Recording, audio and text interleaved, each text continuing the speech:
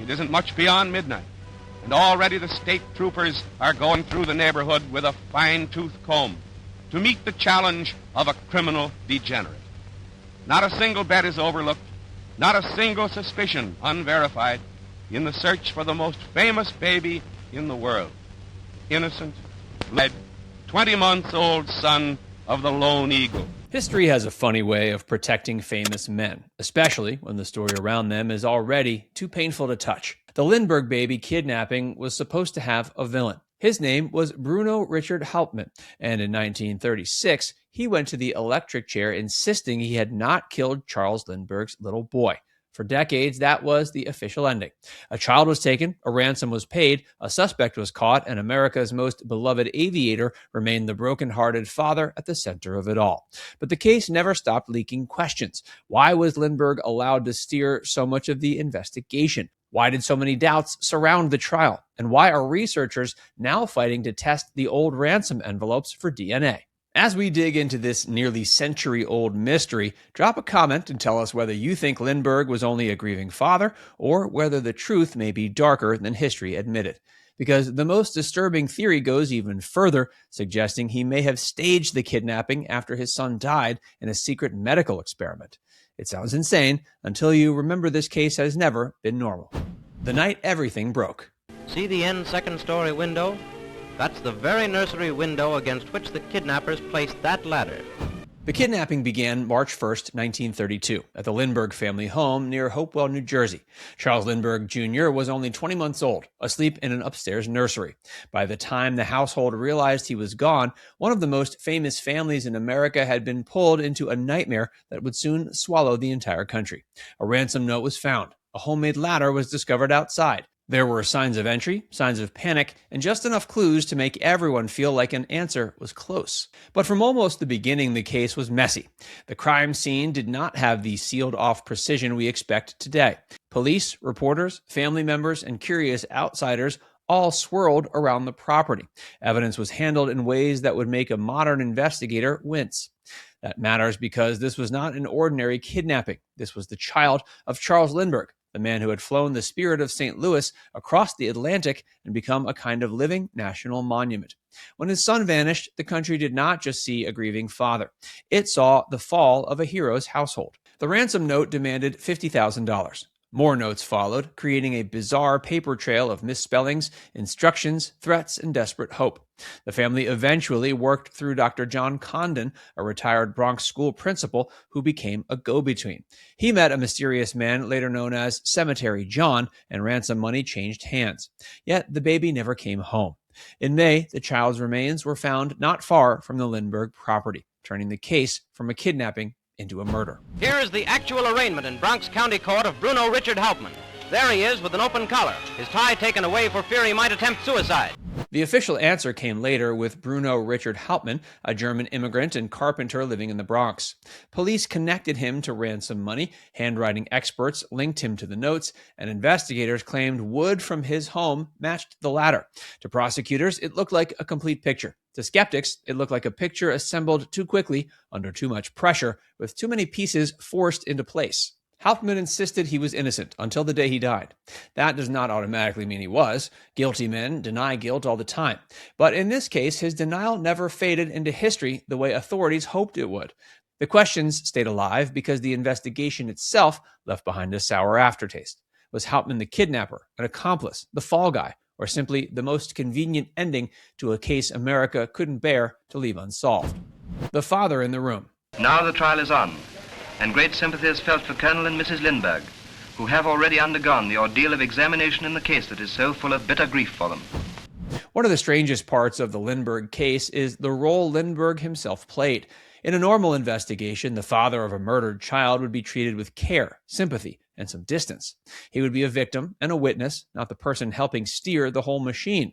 But Lindbergh was not just any father. His fame gave him an influence most people could not imagine, and New Jersey authorities allowed him an unusual level of control. That doesn't prove he did anything wrong either.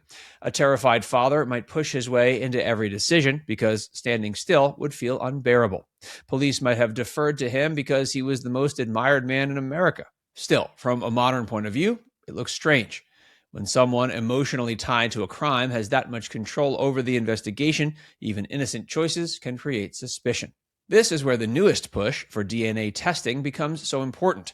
Researchers want access to the ransom envelopes and stamps because the person who sealed or mailed them may have left biological traces behind.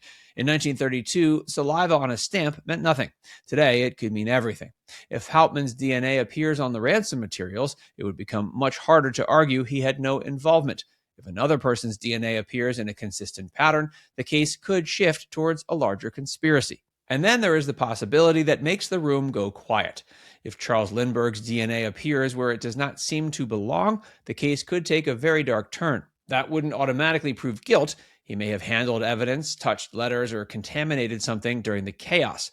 But depending on where the DNA is found and how often, it could revive the most disturbing theories attached to the case. The state has resisted releasing the material for testing, partly because these envelopes and stamps are fragile historical evidence. That concern's not ridiculous. These items are nearly a century old. But the opposing argument is hard to ignore. If modern science can examine the material carefully, why should one of America's most debated criminal cases remain trapped in the limits of 1930s police work? The shock theory. Well, one of the things that struck me as odd is that Lindbergh paid very little attention to his only child at the time. He kept taking his wife away for playing lessons got her home after the little boy went to bed. He insisted that the child have a bedtime before he arrived home for dinner, and took her off on long trips. The darkest modern theory comes from retired judge and true crime author Lise Perlman. Her claim is not simply that Hauptmann may have been wrongly executed. She has suggested something far more unsettling, that Charles Lindbergh may have staged the kidnapping after his child died during secret medical experimentation. According to this theory, Lindbergh may have been connected to medical research involving Nobel Prize-winning surgeon Alexis Carrel. Carrel was known for major work in medicine, but he was also associated with eugenics, a movement built around chilling ideas of human improvement and control.